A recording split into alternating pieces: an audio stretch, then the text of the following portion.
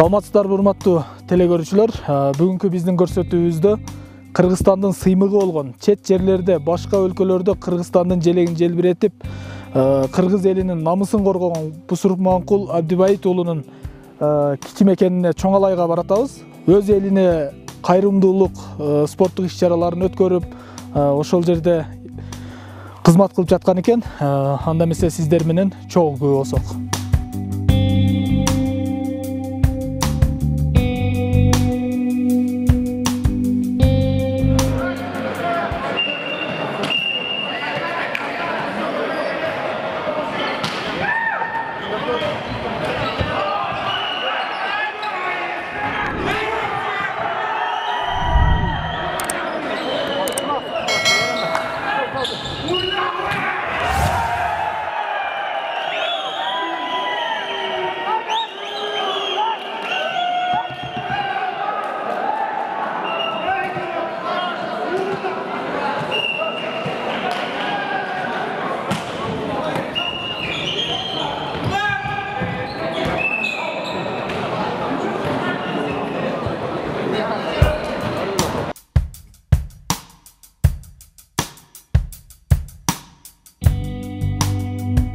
Ош облусунун жаштар иштери, дене тарбия жана спорт башкармалыгынын башчысынын орун басарынын айтымында, өлкө башчысынын указдарынын бири спорт тармагы болгондуктан, биз толугу менен мындай жигиттерди колдошубуз керек. Бүгүнкү спорттук иш-чара абдан жогорку деңгээлде өтүп жатат. Анткени райондордон гана эмес, облустар аралык деңгээлге чыгып кетти. Бусурманкул Абдибайит уулунун аткарып жаткан бул эмгектери жалпы калайыкка, өзгөчө жаштарга дем берерин айтат Ош облусунун жаштар иштери, дене тарбия жана спорт башкармалыгынын башчысынын орун басары. Ушул ММА лигасынын биринчи жолку чемпиону Бусурманкул Абдибайит уулунун турнирине келип, ушул турнирди уюштуруп өткөзүп атабыз. Жакшы деңгээлде өтүп атат. Атасак, Жалал Абад облусунан 2 команда келди. Бул Сузак районунун командасы жана Аксы районунун командасы. Биздин облустун аймагынан 6 команда келди. Жалпы 8 команда болуп, 2 тайпага бөлүнүп өтүп атат. Азыр ушул жарым финалдык оюндарга жакындап калдык буюрса. Жакшы деңгээлде өтүп атат. Уюштуруусу жакшы. Президент тарабынан ушул Денис Агулут, Сергек Жашоого, дене тарбияга өтө маанилүү бурулуучу 2 указ кабыл алынган. Ушул указды колдоп, Бусурманкул Абдибайит уулу ушул чоң турнирди уюштуруп атат. Өзү демилгечиси жана өзү спонсор болуп атат.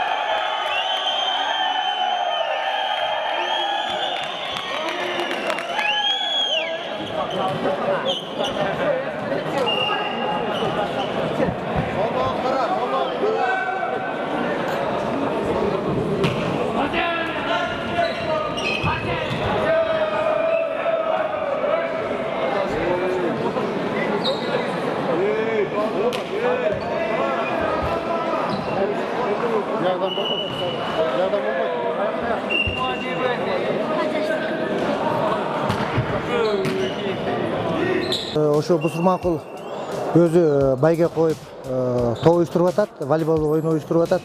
Волейболго областтык деңгээлде райондордон келишти. Жалал Абад областынан райондор, Ош областынан жалпы 8 команда болду. Азыр ушул биринчи кругу бүтүп атат, финалдык оюн башталган атат. Негизинен оюн жакшы жүрүп атат. Андан тышкары райондун ичинде жалпы 24 команда, Алай, Чоңалайдан, жаштарыдан, 40 жаштан төмөнкүлөр 24 команда бар. 40 жаштан жогоркулар, алар 23 команда. Жалпысынан бир спорт комплекс 8 спорт залга бөлгөнбүз. Барысы ойноп атышат. Оюндун жүрүшүндө эч кандай эме жок. Нокат, Сузактан келген командалар өздөрүнүн жогорку деңгээлдеги чеберчиликтерин көрсөтүп атат. Ел разы, көргөндөр разы барысы. Калыстык ел тараза, калыстык жакшы чыр-чатак же бир талашуу спор маселеси жок. ошо өз нугунда волейбол эрежесинин Кыргыз Федерациясындагы волейбол эрежеси боюнча кандай болсо ошондой эрежеде өтүп атат.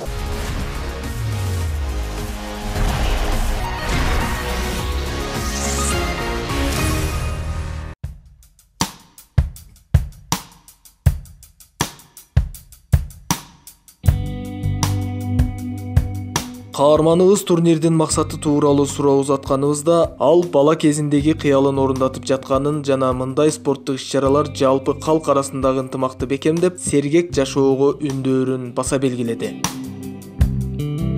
Урматтуу теле көрүүчүлөр, мына өзүңүздөр көрүп турасыздар. Азыр оюн аябай кызуу жүрүп, финал оюн болуп өттү. Бусурманкул мырза, айтсаңыз, бүгүнкү иш-чаранын максаты эмнеде? Биринчиден куш келипсиздер. Чоңолай жергесине. Мына биринчиден ушу башкы максатын айтып кетсем, биз ушул өткөрүүдөн алдын ушу ойнонуп, анан эң негизги эмне элибизди сергек жашоого үндөв жана ошондой эле Кыргызстандын ичиндеги биримдикти бекемдөө максатында ушул турнирди өткөрүп турабыз. Негизи эле кичике мезгилимде ушул Чоңолай жергесинде жүргөнүмдө бир мындай ушундай мелдештерди өткөрсөм деген кыялдарым бар болчу. Мына ошол кыялдар бүгүнкү күнү орундалып, мына райондар арасындагы жана ошондой эле айыл өкмөттөр арасында дагы оюндар жүрүп атат. Азыр учурда мына башкы калыстагы биякта турат, көрүүчүлөр аябай көп. Кыргыз эли ушу волейболду аябай жакшы көрөт, сүйөт. Анан ошол себептен ушу волейбол түрүнө мелдеш берүүнү чечтик. Эң башкысы мына волейбол түрүнөн райондар арасындагы алыстан келген коноктордун оюну бүттү. Кудай буйруса азыр награждениянын астында турабыз. Сыйлыктарды тапшырып, анан азыр аябай ушу коноктор дагы ыраазы болуп атышат.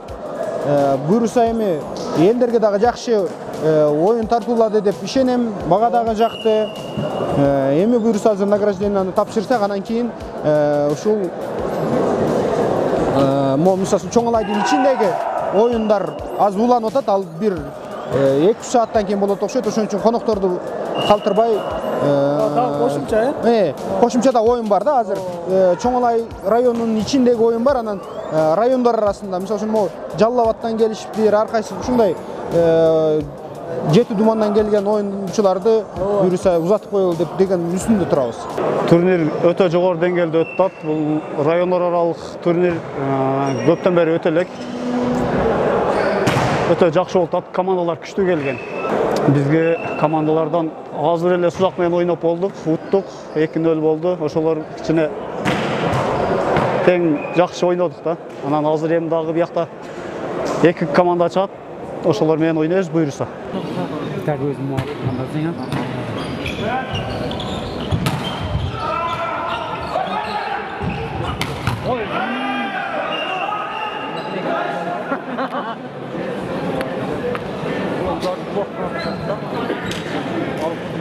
Sonra küçüğünü getirmese alışlayayım mı?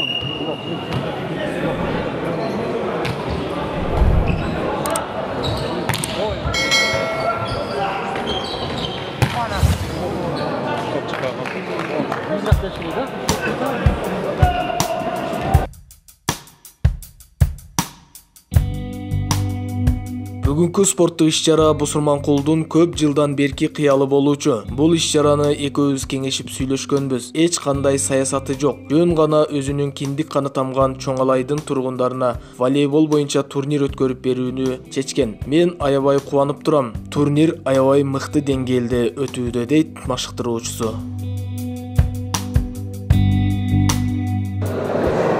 Көп жылдан бери ушул өзүнүн эңсеге кыялданган нерсесин, өзүмдүн киндик каным тамыр ушул байлаган, киндик каным тамган жерден бир жакшы иш-чараларды спортко үндөгөн, саясатка аралашпаган, бирок спортко үндөгөн жакшы иш-чараларды келечекте өткөрсөм деген бир ой максаты бар эле Бусурманкулдун. Көп жылдан бери келаткан бар экен, ошону чогуу кеңешип, анан азыркы өзүңүздөр көргөндөй башка спорттун түрү эмес, ушу волейбол түрүнө келип токтолуп, сиздер көргөндөй абдан кызыктуу жүрүп атат.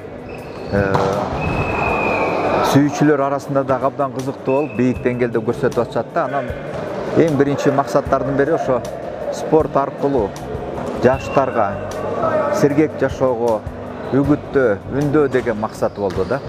Ошон үчүн бул максат бүгүнкү күндө иш жүзүнө ашып атат. Мен ушуга катышып абдан чоң кубанычта болуп атам да.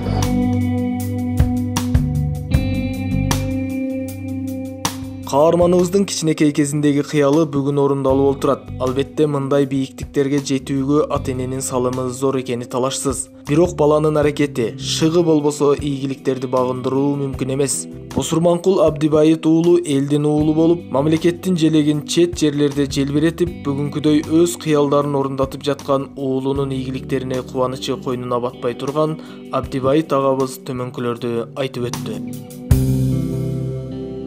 Ооба, Аллага шүгүр, өтө чоң сыймыктанам. Бала мен бул турнир жакшы элдин ынтымакчылыгына, эки кыргыз элиге мындай жакшы кызматтарды кылып, ушундай турнирлер өтсүн деген максаты да өзүнүн жүрөгүдө болушу мурда. Азыр Аллага шүгүр, мына эл менен түнүндө өткөрүп атат. Буга өтө чоң сыймыктанам өзү. Чемпион болгондо бир сыймыктандым эле. Эми Кудай кааласа мына элиге муну турнир өткөрүп атат. Буга экинчи жолу отойнодон күчтүү сүйүнүп атам азыр. Эң ушу элге кызмат кылган жакшы жигиттер болсун. Силердин телевидениеңерге чоң рахмат. Ушунча келип тартып, ушул элиме рахмат. Элге ыраазымыз, элдин батасы менен, элдин баласы да бул. Ушул элдин эмесиндей боло берсин. Мындай турнирлерден көпкө өткөрүп, Аллам шүгүр, мындан жакшы дагы ийгиликтерге жетишин Аллам өзү колдосун. Рахмат силерге.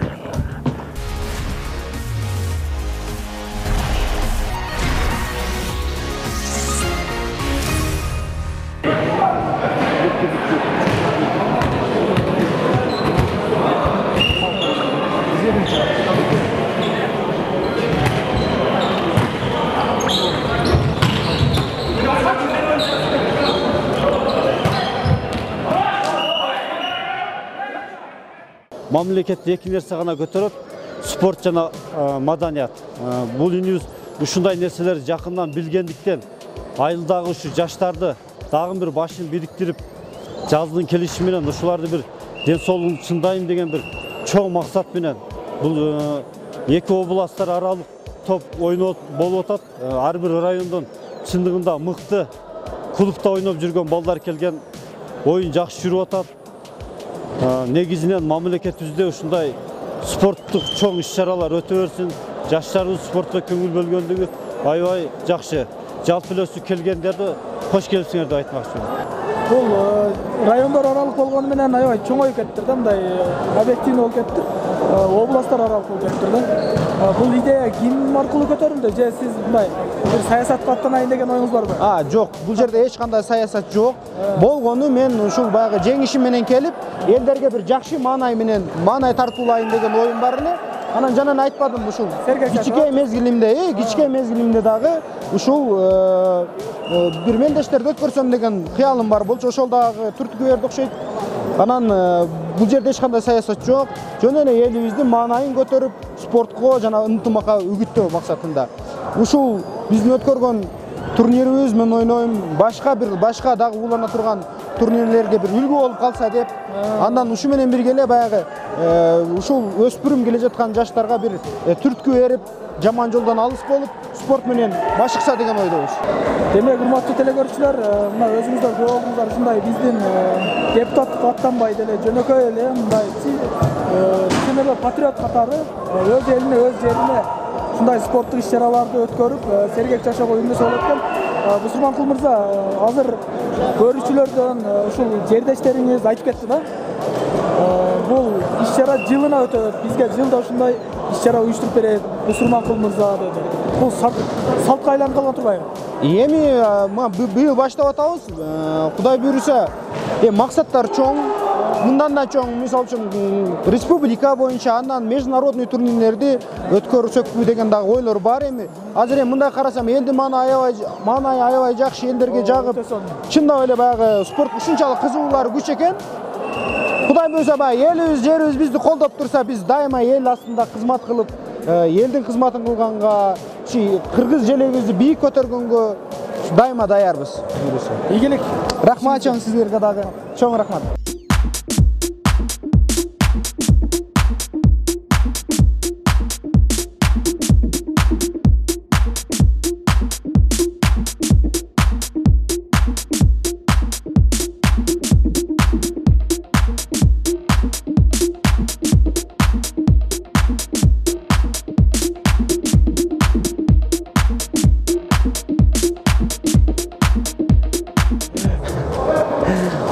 Урматтуу спорт сүйүүчүлөр, агалар, инилер, достор, жана алыстан келген коноктор, бүгүн мен ойлойм райондор арасындагы топ таттыктуу ойнолду деп.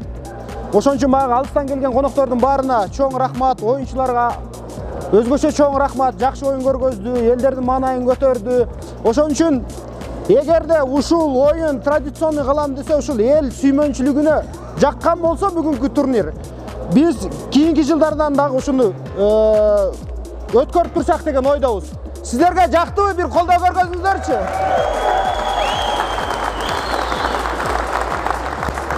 Жакса болду, анда утуучулардын сыйлыктарын тапшыралы. 4-нчи орун Чоңалай.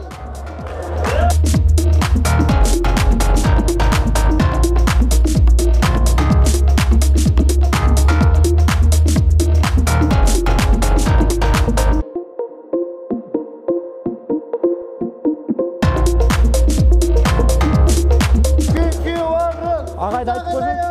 Агайды айтып койсоң. Жалалава тоғысы. Кәтелер агайды. Мистер.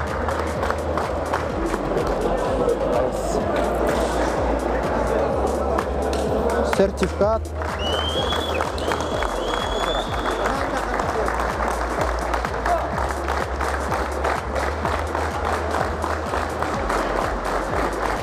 İşte götürüp koyasem sertifikatты мына. Өзгөчө сертификат болду. Кут болсун. Рахмат. Куш келипсиздер, келип туруңуздар, рахмат. Экинчи орунду Жалал Абад облусунан келген Аксы району. Жакшы ойнодуңар, рахмат. Ийгилик эндигиде биринчи аракетин кылайын. Унутпай биринчи конвертти кармап алчы. Ооба. Кармаңыз.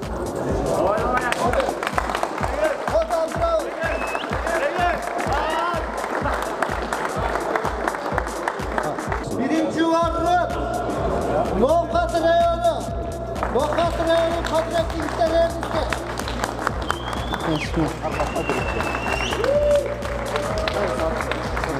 Yaxşı. Geliniz. Gelin şef. Geliniz, karmanızdır.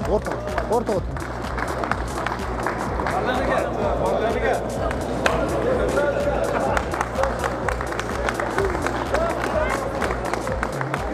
Maşallah, birinci orunga özgöçe kol çağılar kılıp koyalım, he?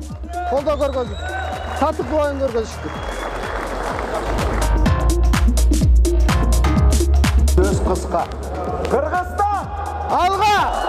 Kırgızstan! Alga! Kırgızstan! Alga!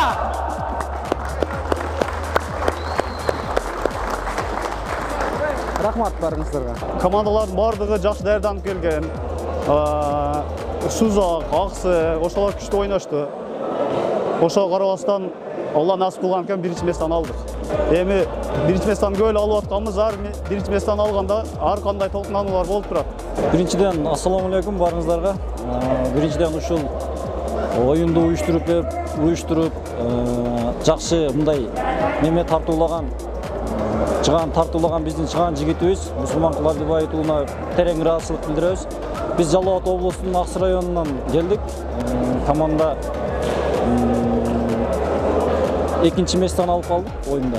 Жакшы даярдык, жакшы болду. Күчтүүлөр утту. Биринчиден травма болбой, кырсык болбой, жакшы оюн өттү. Элдер ыраазы болушту.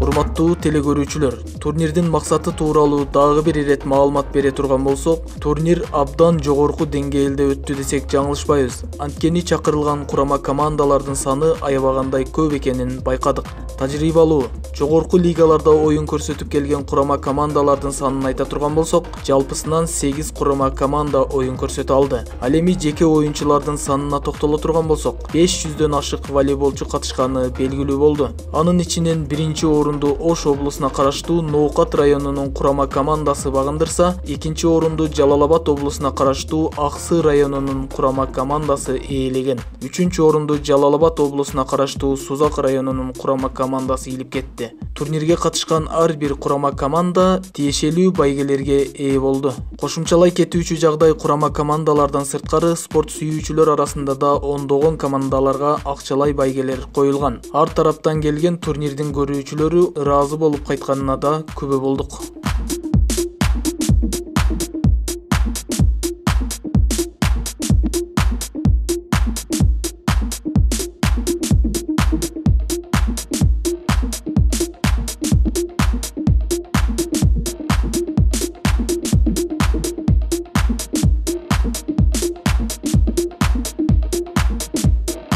Урматтуу телекөрүүчүлөр, биздин көрсөтүү соңуна чыгып калды. Анткени биздин убакыт чектелүү.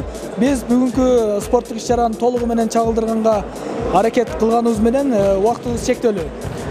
Бул спорттук иш-чараны толугу менен YouTube каналдардан көрсөңүздөр болот. Биз ар дайым ушундай спорттук иш-чараларды, спортчуларды эфир аркылуу кыргыз элине даңазалап келе бермекчибиз. Жолугушканча.